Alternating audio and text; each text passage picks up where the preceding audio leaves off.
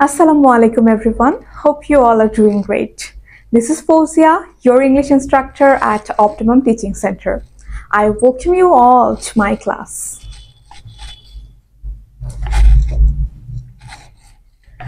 So আজকের এই ক্লাসটি মূলত এইচএসসি ক্যান্ডিডেটদের জন্য আর আমি আজকে পড়াবো English second paper and our topic is special phrase and words.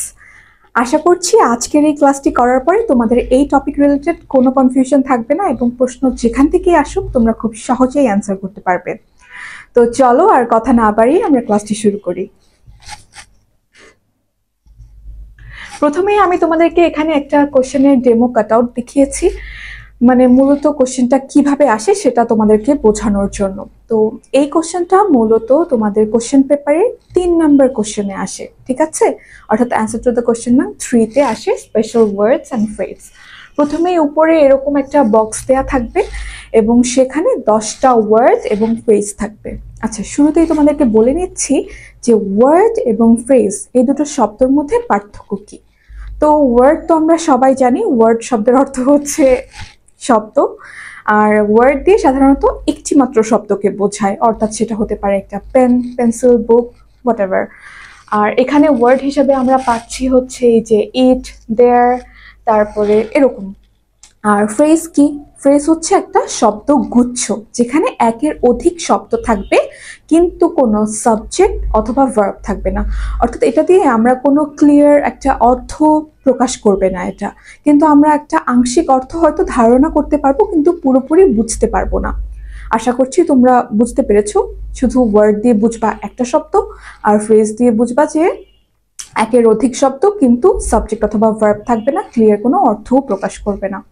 চলো আমরা সামনে আগাই। আচ্ছা, তো রুল নাম্বার 1-এ আসো। রুল নাম্বার 1-এ আছে ওয়াজ বর্ন। ওয়াজ বর্ন শব্দটার শাব্দিক অর্থ হচ্ছে জন্মগ্রহণ করা, অর্থাৎ জন্মগ্রহণ করেছিলেন বা জন্মগ্রহণ করেছিল এরকম কোনো অর্থ প্রকাশ করতে আমরা ওয়াজ বর্ন শব্দটি ব্যবহার করি। এখন কোন কোন ক্লু দেখে আমরা বুঝবো যে এই কোশ্চেনের গ্যাপের মধ্যে আমরা ওয়াজ বর্ন দিব? চলো সেটা জেনে নেই। যখন কোনো বিখ্যাত ব্যক্তির জন্ম তারিখ, জন্মস্থান, সময় বা সাল উল্লেখ করা থাকবে তখন সেখানে আমরা ওয়াজ বর্ন শব্দটি ব্যবহার করব। অর্থাৎ তুমি যদি তোমার কোশ্চেনে দেখো যে কোনো একজন বিখ্যাত ব্যক্তির নাম দেয়া আছে, আবার একটা ব্ল্যাঙ্ক দেয়া আছে, পাশে হয়তো কোনো একটা স্থানের নাম দেয়া আছে, অথবা একটা সাল অথবা একটা তারিখ উল্লেখ আছে, তখন তুমি চোখ বন্ধ করে সেখানে ওয়াজ বর্ন শব্দটি বসিয়ে দিবে। আমরা কিছু উদাহরণ দেখি। দেখো, Albert Einstein was born in Germany in 1879. তো আমরা দেখো আলবার্ট আইনস্টাইন, আমরা সবাই তাকে চিনি, তাই না? তিনি একজন বিখ্যাত বিজ্ঞানী। তো আমরা একজন বিখ্যাত ব্যক্তির নাম পেলাম, আবার হচ্ছে জার্মানি পেলাম। জার্মানি কি? জার্মানি একটা দেশের নাম। আবার দেখো একটা সালও পেয়েছি, অর্থাৎ আমরা একই সাথে একজন বিখ্যাত ব্যক্তির নাম পেলাম, একটা স্থান বা দেশের নাম পেলাম এবং একটা তারিখ বা সালও পেয়ে গেলাম। তাহলে আমরা চোখ বন্ধ করে এই গ্যাপে কি দিয়ে দিতে পারি? ওয়াজ বর্ন দিয়ে দিতে পারি। আবার দেখো, মাদার তেরেসা ওয়াজ বর্ন। আচ্ছা, তুমি মনে মনে কিন্তু ভাববে যে এখানে একটা গ্যাপ আছে, অর্থাৎ ওয়াজ বর্ন নেই। আমি তোমাদের বোঝার সুবিধার্থে এখানে ওয়াজ বর্ন লিখে দিয়েছি, ঠিক আছে? তোমরা ভাবো যে এখানে ব্ল্যাঙ্কস আছে। তাহলে mother Teresa dash in Albania in 1910। দেখো, মাদার তেরেসা, আমরা একজন বিখ্যাত ব্যক্তির নাম পেয়েছি। আবার কি? আলবেনিয়া, এটাও কিন্তু ইউরোপের একটা দেশ। আবার দেখো 1910, আমরা একটা সালও পেয়ে গিয়েছি। তাহলে এখানেও আমরা ওয়াজ বর্ন দিতে পারছি। আবার Rabindranath Tagore was born at Jorasanko, এটাও কিন্তু দেশ না। জোড়াসাঁকো দেশ না, কিন্তু একটা স্থান তো, তাই না? এটা কলকাতার একটা স্থান। তাহলে জোড়াসাঁকো পেয়েছি। আবার এই সাইডে দেখো আমরা 1861 একটা সালও পেয়েছি। একইভাবে Nelson Mandela dash on 18 July 1918, আবারও আমরা সেম একজন বিখ্যাত ব্যক্তির নাম পেয়েছি। আবার এখানে আমরা কোনো স্থানের নাম পাইনি কিন্তু তারিখ পেয়েছি, 18 জুলাই 1918। তো এই ক্লুগুলো যখন তোমরা দেখবে সেই গ্যাপটার মধ্যে তোমরা নিশ্চিন্তে ওয়াজ বর্ন দিয়ে দেবে এবং দেখবে তোমাদের কোশ্চেনটা খুব ভালো একটা অর্থ প্রকাশ করছে এবং তোমরা ফুল মার্কস পাবে আশা করছি। তাহলে আশা করছি এটা নিয়ে আর কোনো কারো কনফিউশন নেই। আমরা নেক্সট রুলে চলে যাচ্ছি। সরি, তো নেক্সট রুলটা হচ্ছে রুল নাম্বার 2, হ্যাড বেটার।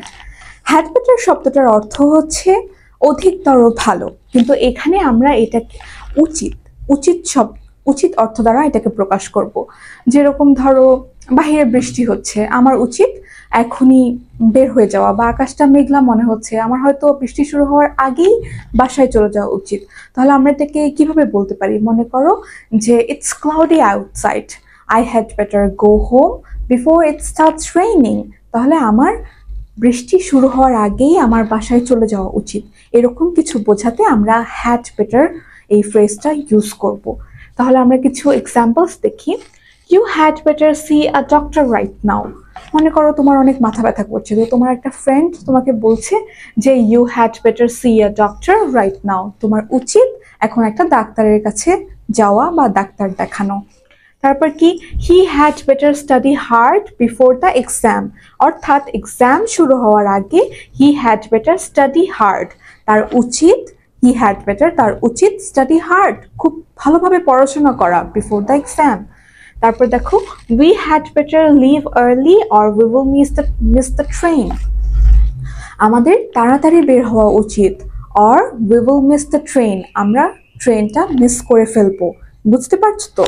আরেকটা এক্সাম্পল দেখো, they had better not argue with the teacher, যেহেতু তারা দোষ করেছে তাহলে তাদের উচিত না টিচারের সাথে আর্কিউ করা। দে হ্যাড বেটার নট আর্কিউ, ঝগড়া না করা, উইথ দ্য টিচার, টিচারের সাথে, তাদের উচিত না টিচারের সাথে ঝগড়া করা। আশা করি তোমরা বুঝতে পারছো। যখনই দেখবা এরকম কোনো সিচুয়েশন যেখানে তোমার আগামীর কাজটা করা উচিত না বা উচিত এরকম কিছু বোঝাতে তোমরা হ্যাড বেটার শব্দটা ইউজ করবে। ঠিক আছে, আশা করি বুঝতে পেরেছো। আমরা নেক্সট রুলে চলে যাচ্ছি। রুল নাম্বার 3 হচ্ছে উড রাদার। উড রাদার শব্দটার অর্থ হচ্ছে বরং ভালো। যখন আমরা দুটি কাজের মধ্যে, এখানে দেখো দুটি কাজের মধ্যে একটিকে অন্যটির তুলনায় বেশি পছন্দ বোঝাতে উড রাদার ডট ডট দেন ব্যবহৃত হয়। আমি বুঝিয়ে দিচ্ছি। তো যখন তোমার সামনে দুটো অপশন থাকবে, মনে করো আবারও আমি বৃষ্টির টপিকে যাচ্ছি কারণ আমার বৃষ্টি অনেক পছন্দ।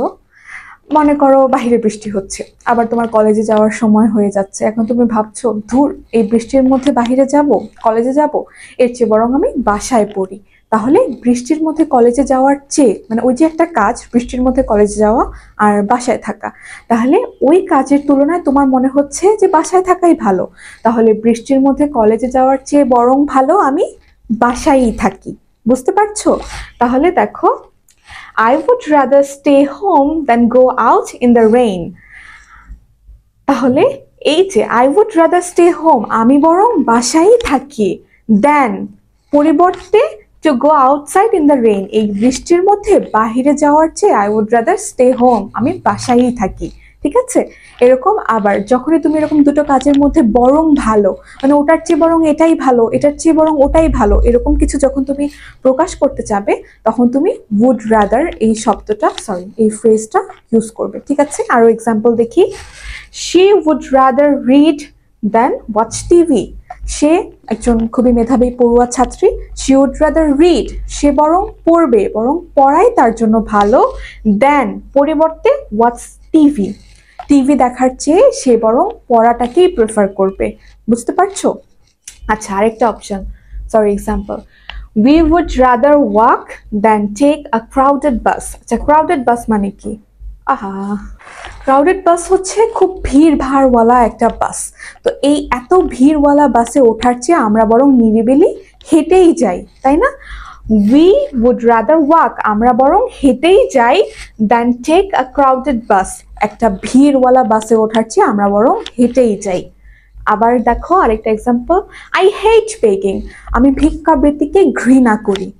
I would rather die, আমি বরং মরেই যাব, অর্থাৎ মরে যাওয়াই বরং আমার জন্য ভালো, than beg, ভিক্ষা করার চেয়ে মরে যাওয়াই আমার জন্য ভালো। বুঝতে পারছো? যখনই দুটো কাজের মধ্যে আমরা তুলনা করব, এটার চেয়ে ওটাকে অধিকতর ভালো বোঝাবো, তখন আমরা would rather ফ্রেজটা ইউজ করব। আশা করছি বুঝতে পেরেছো। নেক্সট টপিকে যাচ্ছি। তো আমাদের নেক্সট রুল হচ্ছে লেট অ্যালোন। লেট অ্যালোন শব্দটার অর্থ হচ্ছে তো দূরের কথা বা চিন্তাই করা যায় না এমন। অর্থাৎ ধরো এই শব্দটা দিয়ে, এই ফ্রেজটা দিয়ে তোমরা মনে করো কোনো একজন ব্যক্তির অপারগতাকে নির্দেশ করবে, বা একটা তাকে একটু নিচু ফিল করানো, বা অপারগতাই তুমি ধরতে পারো। ধরো তুমি এরকম বলছো যে তুমি ওর কাছ থেকে এ প্লাস আশা করছো, আরে ও তো অত মেধাবী না, এ প্লাস তো দূরের কথা, ও তো পাসই করতে পারে না, মানে এরকম একটা জিনিস। বা তুমি কাউকে বলছো যারে তুমি বলছো যে ও দেখবে কয়েকদিন পরে গাড়ি কিনে ফেলবে, আরে ওর অত সামর্থ্য নেই, গাড়ি তো দূরের কথা, ও তো বাইসাইকেলই কিনতে পারে না।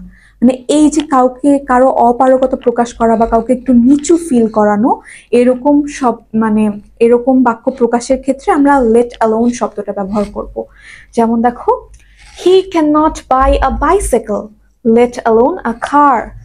সে তো একটা বাইসাইকেলই কিনতে পারে না, একটা একটা গাড়ি তো অনেক দূরের কথা। এই দেখো, তো দূরের কথা বা চিন্তাই করা যায় না, বা গাড়ি কেনার কথা তো চিন্তাই করা যায় না, ও তো বাইসাইকেলই কিনতে পারে না, গাড়ি কিনবে কিভাবে, মানে তার সামর্থ্য নেই, অপারগতা এটা বোঝাচ্ছে।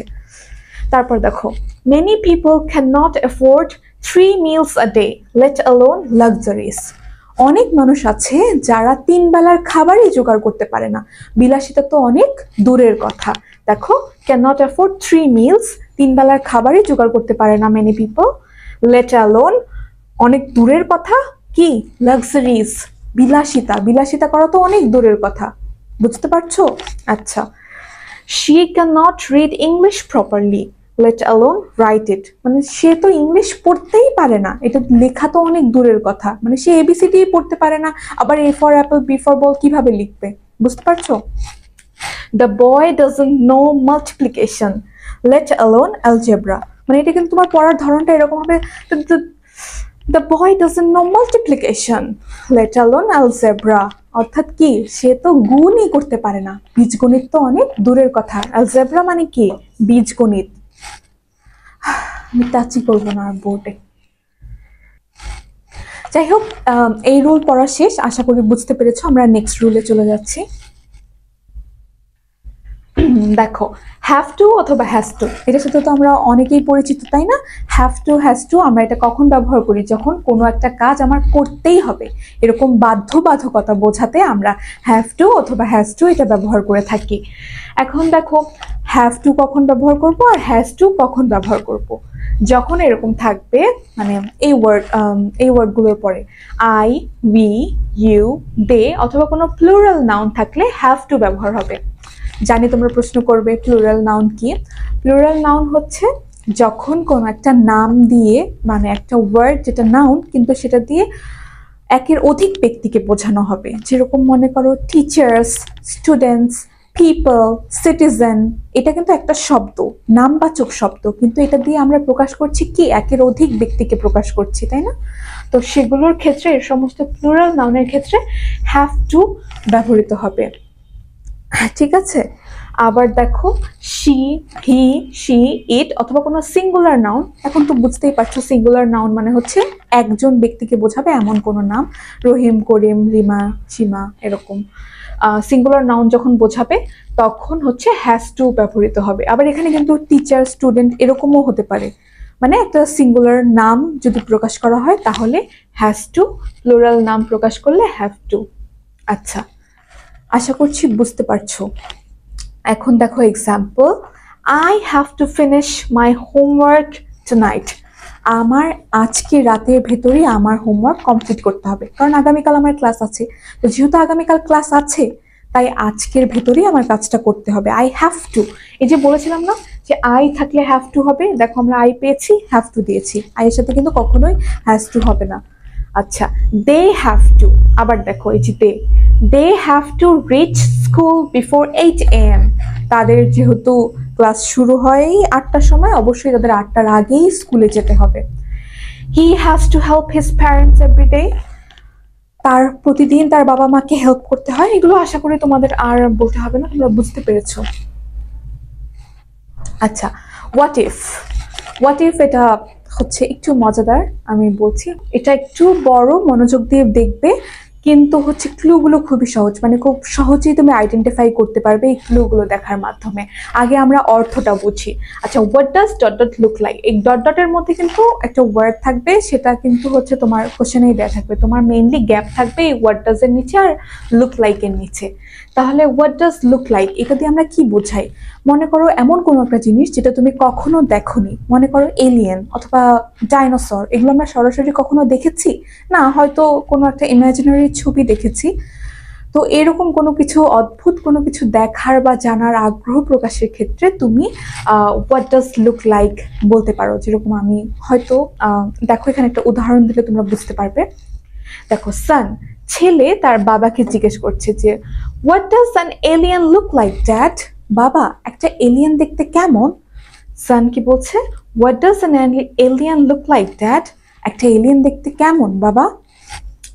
আবার দেখো, চাইল্ড জিজ্ঞেস করছে what does a dinosaur look like mom, একজন ছোট বেবি তার মাকে জিজ্ঞেস করছে যে একটা ডাইনোসর দেখতে কেমন।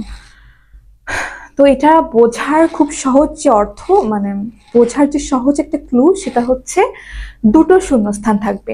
এই যে দেখো, এখানে একটা শূন্যস্থান, এখানে একটা শূন্যস্থান। তুমি কিন্তু মনে করবে যে এখানে কিছু নেই। আচ্ছা, তো তুমি দেখবে যে একটা সেন্টেন্স আছে, সেখানে দুটো শূন্যস্থান আছে, আবার শেষে একটা প্রশ্নবোধক চিহ্নও আছে। এই দেখো, একটা প্রশ্নবোধক চিহ্ন। সবগুলোতেই কিন্তু এরকম দুটো করে ব্ল্যাঙ্ক এবং শেষে একটা করে প্রশ্নবোধক চিহ্নও আছে।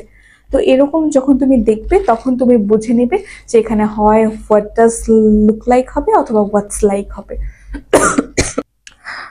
সরি। তো কোথায় ছিলাম? হ্যাঁ, এখন কোনটা বসবে এটা নিয়েও তোমার চিন্তা করতে হবে না, কারণ টিচাররাই সাধারণত যেটা দিয়ে দেয় বক্সে সেটাই বসাতে হয়, এটা তোমার চেঞ্জ করতে হয় না। বাট যদি দুটোই দেয়া থাকে তাহলেও বোঝার একটা টেকনিক আছে যে কোথায় কোনটা দিবা। যখন কোনো কিছু, দেখো হোয়াটস লাইকটা কখন বসবে? হোয়াটস লাইক বসবে যদি তুমি কোনো কিছুর স্বভাব, বৈশিষ্ট্য বা অবস্থা প্রকাশ করা হয়। মনে করো আজকের আবহাওয়াটা কেমন, বাহিরে আবহাওয়ার অবস্থা কেমন। আচ্ছা, তোমার যে টিচার, নতুন একজন টিচারকে ধরো তোমাকে বাসায় টিউশনের জন্য দেয়া হয়েছে, তোমাকে পড়ানোর জন্য। তো তোমার বাবা তোমাকে জিজ্ঞেস করছে যে বাবা আজকে যে টিচার তোমাকে পড়িয়ে গেল উনি কেমন, ওনার স্বভাব বৈশিষ্ট্য মানে কিরকম, উনি ভালো পড়িয়েছে, এরকম বোঝানোর জন্য। যেমন দেখো, স্টুডেন্ট জিজ্ঞেস করছে what's your college principal like, একজন স্টুডেন্ট হয়তো অন্য একজন স্টুডেন্টকে জিজ্ঞেস করছে যে তোমাদের কলেজের প্রিন্সিপাল কেমন, ভালো? আচ্ছা, ফ্রেন্ড জিজ্ঞাসা করছে what's the weather like today, আজকের আবহাওয়াটা বাহিরে কেমন। হয়তো সে বাসায় আছে, একজন বাহিরে বেড়াতে গিয়েছে, তাকে জিজ্ঞেস করছে তুমি তো ঘুরতে গিয়েছো, আজকের আবহাওয়াটা কেমন? What's the weather like today, আজকে ওয়েদার কেমন। বুঝতে পেরেছো?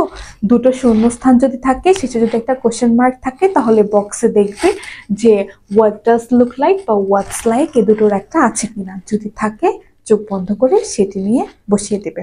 বুঝতে পেরেছো আশা করছি। নেক্সট রুলে যাই। আচ্ছা, নেক্সট রুল হচ্ছে would you mind. Would you mind ফ্রেজের অর্থ হচ্ছে কিছু মনে না করলে, অর্থাৎ আপনি যদি কিছু মনে না করেন আমাকে এটা করে দেবেন, এরকম কোনো একটা ওয়ার্ড সেন্টেন্স প্রকাশের ক্ষেত্রে আমরা বলি। দেখো, কারো কাছে বিনীতভাবে কোনো কাজের অনুরোধ করা বোঝাতে would you mind plus verb plus ING ব্যবহৃত হয়। তুমি দেখবে যে যেখানেই একটা ব্ল্যাঙ্কের পরে সরাসরি ভার্বের পরে আইএনজি যুক্ত হয়ে গিয়েছে, সেখানেই তুমি উড ইউ মাইন্ড এটা দিতে পারো। বা তুমি অর্থটা পড়ার মাধ্যমেও বুঝতে পারো। যেমন ধরো, এখানে দেখো এক্সাম্পল একটা আছে, I can not carry the box on my back, আমি আমার পিঠে, অন মাই ব্যাক, এই বক্সটা বহন করতে পারছি না, আমি এই বক্সটা আমার পিঠে বহন করতে পারছি না। Would you mind taking the box into the room, আপনি কিছু মনে না করলে এই বক্সটা আমার রুম পর্যন্ত এগিয়ে দিয়ে আসবেন, নিয়ে যাবেন। টেকিং, ঠিক আছে? Would you mind taking the box into the room, আপনি কি যদি কিছু মনে না করেন আপনি কি এই বক্সটা আমার রুম পর্যন্ত এগিয়ে দিয়ে আসবেন, এরকম কিছু বোঝাতে। আমি আরো একটা উদাহরণ দিচ্ছি। Would you mind opening the window, কিছু মনে না করলে আপনি জানালাটা খুলে দিবেন, কিছু মনে না করলে একটু দরজাটা আটকে দিবেন, কিছু মনে না করলে আমাকে এক গ্লাস পানি দিবেন, আমাকে হেল্প করবেন। মানে এরকম কাউকে কোনো কিছু অনুরোধ করছো কিন্তু আবার খুব পোলাইটলি, এরকম বোঝাতে তুমি বলবে যে উড ইউ মাইন্ড। এই দেখো, would you mind waiting for a minute, মানে আমি তো এখনো রেডি হইনি, আপনি একটু কিছুক্ষণ অপেক্ষা করবেন। Would you mind waiting for a minute, কিছু সময়ের জন্য। আশা করছি বুঝতে পেরেছো। যখন দেখবে কোনো একটা ব্ল্যাঙ্কের পরে সরাসরি ভার্বের সাথে, দেখো এটা ওপেন, ওপেন কি খোলা, একটা ভার্ব তাই না? হেল্প এটা একটা ভার্ব, ওয়েট একটা ভার্ব, তারপরে হচ্ছে এই যে টেক, টেকও কিন্তু একটা ভার্ব। এরপরে সরাসরি, অর্থাৎ এই যে এখানে একটা ব্ল্যাঙ্ক ছিল, তুমি তো ভেবে নিয়েছো এখানে একটা ব্ল্যাঙ্ক, ব্ল্যাঙ্কের পরে সরাসরি ভার্বের সাথে আইএনজি যুক্ত হয়ে গিয়েছে। দেখো উড ইউ মাইন্ডের পরে ভার্ব প্লাস আইএনজি যখন এরকম থাকবে এবং শেষে একটা কোশ্চেন মার্ক থাকবে, দেখেছো কোশ্চেন মার্ক রিলেটেড কিন্তু অনেকগুলো সেন্টেন্স পাচ্ছি আমরা, তাহলে তখন তুমি সেখানে উড ইউ মাইন্ডটা দিয়ে দিবে। আশা করছি তোমরা সেন্টেন্স যখন পড়বে প্রতিটা সেন্টেন্সের কিন্তু আগে পরে, এখানে তো আমি ছোট ছোট উদাহরণ দিয়েছি না, পরীক্ষায় কিন্তু তোমার আগে পরে অনেক রকম সেন্টেন্স থাকবে, তুমি যেন আরো সহজে বুঝতে পারো এই জন্য আমি এখানে হয়তো সময় স্বল্পতা বলতে পারো বা যে কোনো কারণে ছোট করে বুঝিয়েছি যাতে তোমরা সহজে বুঝতে পারো। আচ্ছা নেক্সট রুলটা দেখি, নেক্সট হচ্ছে ইট। ইট এই শব্দটা আমরা সবাই খুব ভালোভাবে জানি তাই না? ইট মানে হচ্ছে ইহা অথবা এটা, অর্থাৎ খুবই তুচ্ছ বা সাধারণ কোনো একটা জিনিসকে যদি আমরা ইঙ্গিত করতে চাই বা একটা কাছাকাছি আছে এমন একটা জিনিসকে যদি আমরা ইঙ্গিত করতে চাই, তখন আমরা সেটার আগে ইট দিয়ে প্রকাশ করতে পারি। যেমন ধরো যে ক্লুতে কিন্তু এটাই আমি বলেছি, নিকটবর্তী বা সাধারণ কোনো বিষয়কে ইঙ্গিত করতে ইট ব্যবহৃত হয়। ঠিক আছে, এক্সাম্পল দেখো, it is raining heavily outside, বাহিরে খুব জোরে সোরে বৃষ্টি হচ্ছে। It was very hot yesterday, গতকাল অনেক গরম ছিল। It has been a long time since we met, তোমার আমার দেখা হয়েছে অনেক সময় হয়ে গিয়েছে, মানে তোমার আমার দেখা হওয়ার অনেক সময় হয়ে গিয়েছে, অনেকদিন থেকে আমাদের দেখা হয় না। Traffic jam is very common in Dhaka, it is hampering us a lot. দেখো ট্রাফিক জ্যাম, এটা কি ঢাকা শহরে একটা কমন বিষয় কিনা, সাধারণ বিষয় কিনা? এই যে আমি বলেছিলাম না যে কোনো সাধারণ বিষয়কে ইঙ্গিত করবে, অর্থাৎ ঢাকা শহরের রাস্তায় তুমি বের হবে আর জ্যাম লাগবে না, এটা তো হয়ই না তাই না? তাহলে ট্রাফিক জ্যামটা আমাদের ঢাকা শহরের খুবই সাধারণ একটা বিষয় এবং ইট ইজ হ্যাম্পারিং আস আ লট, এটা আমাদের প্রচুর ক্ষতি করে, আমাদের সময় নষ্ট হয়, আমাদের এনার্জি ওয়েস্ট হয় তাই না? তো এরকম একটু ট্রিকি, তুমি দেখবে যে যদি ব্ল্যাঙ্কের পরে ইজ, ওয়াজ, হ্যাজ মানে এই টাইপের যদি থাকে, তাহলে তুমি ইজিলি ধারণা করে নিতে পারো যে এখানে ইটটাই বসবে। ঠিক আছে, অর্থের সাথে সামঞ্জস্য রেখে। আবার এই যে এর পরে কিন্তু দেয়ারের রুলটা আছে, ইট এবং দেয়ারের রুলটার কাছাকাছি, তোমার একটু হচ্ছে যে সাধারণত এটা বোঝার যে টেকনিক হচ্ছে, দেয়ারের পরে, দেয়ারও কিন্তু একই, এখানে হচ্ছে কি জানো, ইট দিয়ে তুমি নিকটবর্তী কোনো কিছুকে বোঝাচ্ছ, আর দেয়ার দিয়ে তুমি বোঝাচ্ছ দূরের কোনো কিছু, যে ওই যে there is a tree, there is a river, এরকম কোনো কিছু বোঝাচ্ছ। ঠিক আছে, কোনো কিছুর অস্তিত্ব বা ঘটনা উল্লেখ করতে দেয়ার ব্যবহৃত হয়। দেয়ারের পরে সাধারণত আর, ওয়্যার, তারপরে লিভড, হ্যাভ বিন মানে এরকম এগুলো বসতে পারে। ইজ, ওয়াজ এগুলো সাধারণত ইটের ক্ষেত্রে দেয়, তবে অর্থ বুঝে তোমার এটা অ্যান্সার করতে হবে। ঠিক আছে, কোন অর্থটা কোথায় সুইটেবল হবে এটা তুমি একটু বুঝে নিতে হবে। দেখো আমি এক্সাম্পল দিই, হয়তো আরো ক্লিয়ার হয়ে যাবে। দেয়ার আর 5 স্টুডেন্টস অ্যাবসেন্ট টুডে। আচ্ছা তুমি বলো তো এখানে কি তুমি ইজ দিতে পারবে, যে is are 5 students absent today? না তাই না, এখানে দেয়ারটাই বসবে। নেক্সট এক্সাম্পল দেখি, there is a beautiful park near my house, আমার বাড়ির পাশে খুব সুন্দর একটা পার্ক আছে। There were many people at the station, স্টেশনে প্রচুর মানুষের ভিড় ছিল। There lived a wise king at the kingdom, in the kingdom, তাহলে সেই রাজ্যে একজন খুবই বুদ্ধিমান রাজা ছিল। এখানে কি সেই বুদ্ধিমান রাজার অস্তিত্বকে প্রকাশ করা হচ্ছে, বা এই যে কোনো একটা ঘটনা এগুলো প্রকাশ করা হচ্ছে তাই না? তাই জন্য আমরা এখানে দেয়ার ইউজ করেছি। দেয়ার এবং ইটের মধ্যে কিন্তু ডিফারেন্স আছে। ঠিক আছে, দেখো রুল নাম্বার 11, আমাদের হচ্ছে মোট 16টা রুল আছে, এরপরেই ক্লাস শেষ। তোমরা প্লিজ ধৈর্য হারা হবে না, কারণ এই যে 16টা রুলস, এই 16টা রুলসের বাহিরে কিন্তু তোমার আর কোশ্চেন আসবে না, কারণ তোমার তো মেনলি 10টাই কোশ্চেন থাকে তাই না? তো তুমি যদি 16টা রুল পড়ো এর মধ্যে থেকে যে কোনো 10টা তুমি কমন পেয়ে যাবে ইনশাআল্লাহ।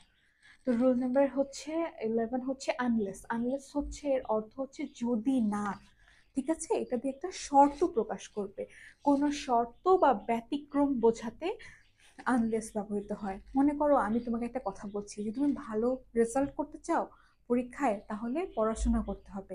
তো যদি না তুমি ভালোভাবে পড়াশোনা করো, তুমি পরীক্ষায় ভালো রেজাল্ট করতে পারবে না, তাই না? তো এরকম কিছু যখন আমরা প্রকাশ করব, দুটো কাজের মধ্যে আমরা শর্ত দিব যে এই কাজটা না করলে ওই কাজটা হবে না, এই কাজটা পাওয়ার জন্য শর্ত হচ্ছে এই কাজটা, এরকম বোঝাতে আমরা এক্সাম্পল দেই। আনলেস ইউ স্টাডি হার্ড, যদি না তুমি ভালোভাবে পড়াশোনা করো, ইউ উইল ফেল, তুমি ব্যর্থ হবে। ভালোভাবে যদি পড়াশোনা না করো তাহলে তুমি পাশ করতে পারবে না, ব্যর্থ হবে পাশ করতে। Unless unless he hurries he will miss the train, সে যদি তাড়াহুড়ো না করে তাহলে সে ট্রেনটা মিস করে ফেলবে। যেহেতু তার দেরি হয়ে গেছে, তাহলে তার ট্রেনটা ধরার শর্ত কি? তাড়াতাড়ি যাওয়া, খুব তাড়াতাড়ি যেতে হবে তাকে। Unless we save money we can't by the book, ওই বইটি যদি আমরা কিনতে চাই আমাদের কি করতে হবে? টাকা জমাতে হবে। যদি না আমরা টাকা জমাই, unless we save money we can't by the book, আমরা সেই বইটি কিনতে পারবো না। আনলেস শি ইটস ওয়েল, যদি না সে ভালোভাবে খায়, শি উইল গেট উইক, সে দুর্বল হয়ে যাবে। তাহলে তার সবল থাকার শর্ত কি? ভালোভাবে খাওয়া। আর যদি সে ভালোভাবে না খায় তাহলে সে দুর্বল হয়ে যাবে। এই যে শর্ত প্রকাশ করা হচ্ছে দুটো কাজের মধ্যে, এটাই আমরা আনলেস দিয়ে প্রকাশ করতে পারবো, ঠিক আছে? আমরা নেক্সট রুলে যাচ্ছি, রুল নাম্বার 12।